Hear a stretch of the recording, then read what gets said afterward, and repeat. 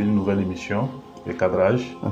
Comme vous l'entendez, c'est vraiment déconstruire tout ce qui est faux en replaçant, en recentrant. Naïsida. Ayabu mankete tarba. Ya wa mun gida ran be sokte ya wuri. Okay, a gida ran be soka. Ya ton ba ham bon. Yamba. To sidik mo hange he bam wali ma bam nin tirsen nin beda wa. Man esto tiramba, bam tire de ben.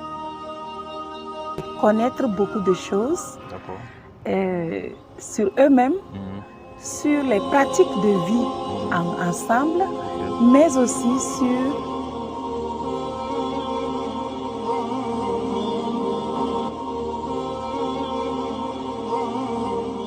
أعوذ بالله من الشيطان الرجيم بسم الله الرحمن الرحيم الحمد لله رب العالمين والصلاة والسلام على رسول الله السلام عليكم ورحمة الله وبركاته.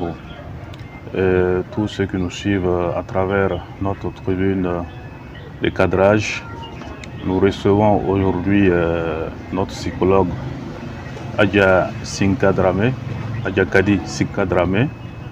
Elle est psychologue, elle est également formatrice, éducatrice. Nous pencher sur les questions portant sur nos mamans, les conditions de la femme au Burkina Faso. Alors, le cadrage estime assez important de revenir sur ces questions des femmes au foyer, afin qu'ensemble nous puissions porter un regard critique pour que nous puissions avoir les conseils qu'il faut afin qu'il y ait justement le cadrage dans les maisons, qu'il y ait harmonie et bonheur. C'est ce que nous recherchons. Exactement. Donc avec notre maman, on va essayer de d'éplucher une dizaine de questions pour que nous ayons les éclaircissements à son niveau. Maman, salam alaikum. Alaikum assalam wa barakatuh. D'accord, donc vous êtes à la tribune, à l'émission de cadrage. Et la toute première question qu'on va vous poser, c'est sur les conditions des femmes au Burkina Faso. Quelle appréciation générale faites-vous? Nous rendons grâce à Dieu pour le don de cette journée. Nous rendons grâce à Dieu aussi pour l'honneur que vous nous faites de nous inviter sur le plateau de recadrage. C'est un vrai bonheur et recadrage, c'est une très bonne chose parce que Hanki la main Kadaï, on peut dire ça comme ça en moré. C'est ça. Alors, quelle appréciation je fais de la condition de la femme? Il faut dire que le Burkina Faso est un pays où il y a beaucoup de cultures, beaucoup de races, beaucoup d'ethnies et beaucoup de religions. Pour ma part, je suis musulmane. Nous rendons grâce à Dieu et nous avons dans la vie des femmes certaines formes d'inégalité. Ces inégalités existent d'abord dans le mental. Parce que tout le monde n'a pas la chance d'avoir appris et connaître beaucoup de choses sur eux-mêmes, sur les pratiques de vie ensemble, mais aussi sur les pratiques en relation interpersonnelle avec les autres. Donc ces inégalités-là existent. Mais l'avantage que nous avons, c'est que les femmes se parlent.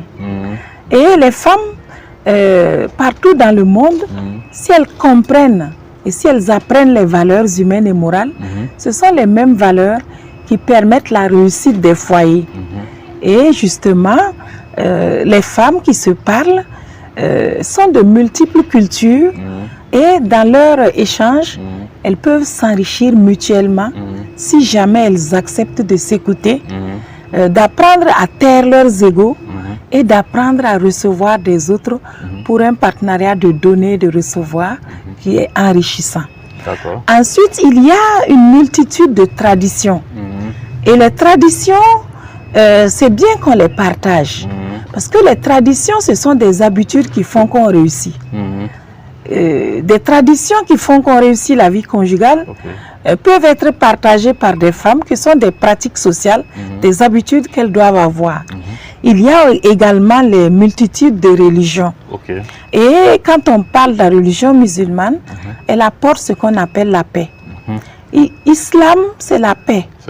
Et donc une femme qui est dans les valeurs islamiques est avant tout une femme qui a compris l'importance de la paix. Mais la paix, ce n'est pas le calme. La paix, c'est la sérénité de l'âme. Et cette sérénité de l'âme n'est pas encore bien cultivée dans les milieux.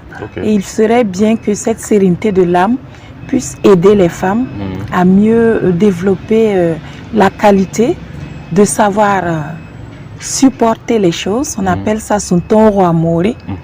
De savoir amener la paix dans leur propre cœur. On appelle ça soumare. Et apaiser leur cœur. Il y a un mécanisme psychologique qui aide à l'apaiser. Et bien sûr, à amener toujours ce qu'on appelle le réconfort, c'est-à-dire la joie de vivre, que la femme doit amener dans son propre cœur et partager ça avec tout le monde parce qu'elle est la gardienne du foyer. Donc toutes ces choses-là font qu'il y a des disparités dans le milieu des femmes au Burkina Faso. Et on sait aussi qu'une des questions essentielles, c'est que les femmes s'occupent du ventre et puis du bas-ventre. C'est ça. Et elles sont beaucoup plus présentes dans le monde de la production alimentaire. Elles font des nourritures séchées, elles s'occupent des familles, elles font vraiment ça en tant que femme, mère et épouse. Et ce sont ces principes-là que nous allons égrener ensemble à travers vos questions. Merci. Justement, on va revenir sur ces différents points.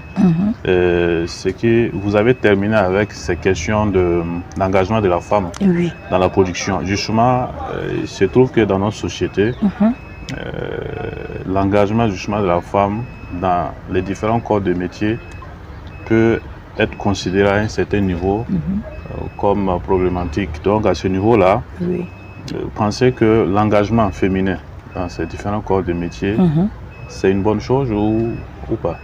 Oui, en réalité, dans la création humaine, Dieu a donné des attributs à tout un chacun, c'est-à-dire des atouts naturels que chacun peut manifester. Maintenant, si on a des talents dans un métier ou dans un autre, ça veut dire qu'on l'a appris. C'est ça. Et la majeure partie des femmes au Burkina ont appris à être dans la production, à être dans la transformation, à être dans la conservation pour le bien-être, je peux dire, alimentaire des Burkinabés. Alors, la grande majorité est dans ce corps de métier. De nos jours, il y a des femmes qui sont dans d'autres corps de métier parce que l'évolution de la lutte, je vais dire, libératrice de la femme, ce n'est pas une libération revendicative, c'est une libération des consciences. Les femmes scientifiques se sont battues pour apprendre à transformer le beurre de karité, par exemple, en des produits cosmétiques utiles encore pour la cuisine, mais aussi pour la beauté des femmes. Des femmes scientifiques se sont battues, par exemple, au Burkina, pour créer ce qu'on appelle de manière traditionnelle, ça existait déjà, le bitatoré. Parce que le bitatoré permet de conserver à chaud.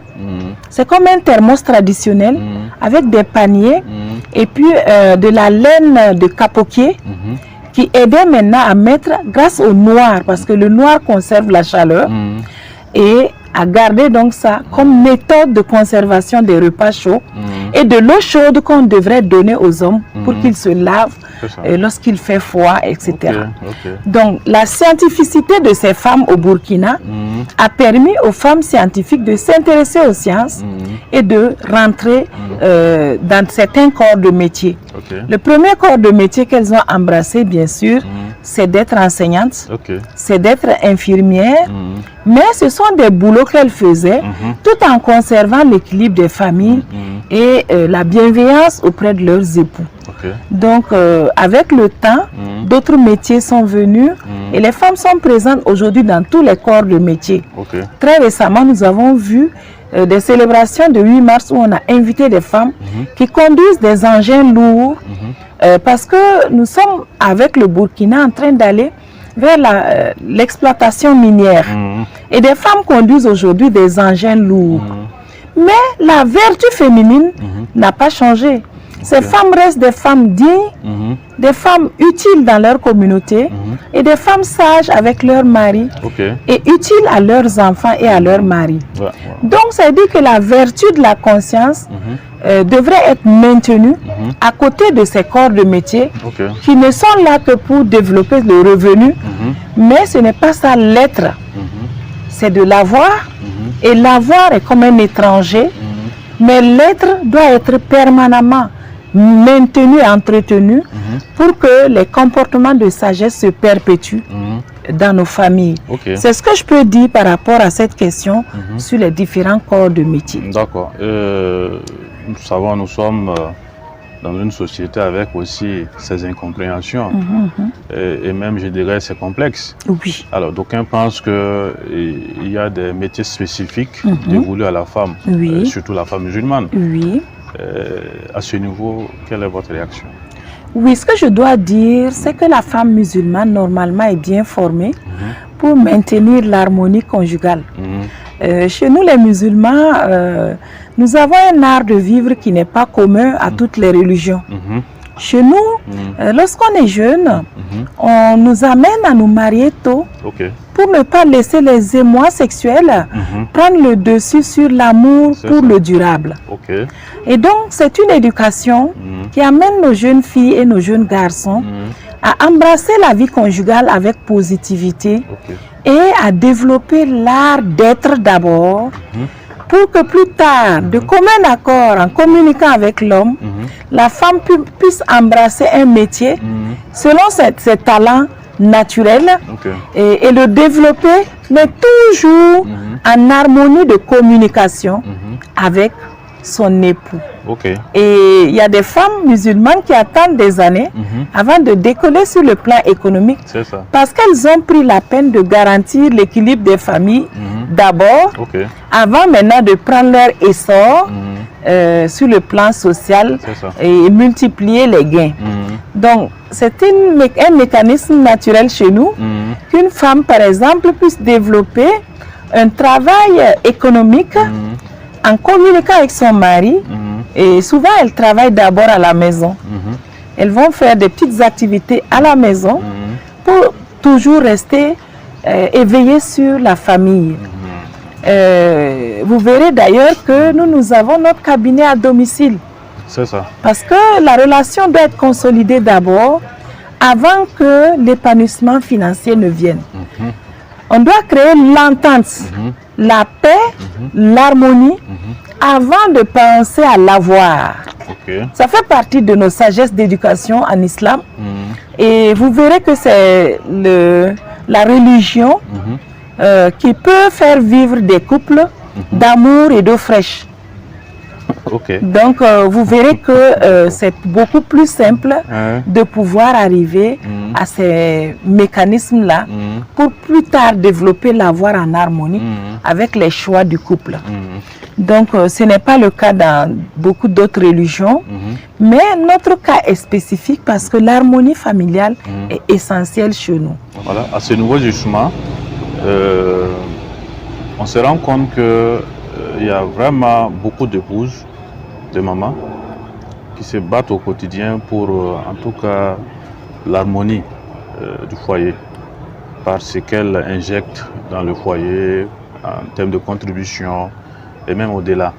Maintenant, en tant qu'épouse, comment s'y prendre pour ne pas heurter la sensibilité, le complexe ou l'honneur de l'homme? Oui, c'est une très bonne question et je vous en remercie parce que c'est une question essentielle aujourd'hui dans l'évolution de l'humanité actuelle.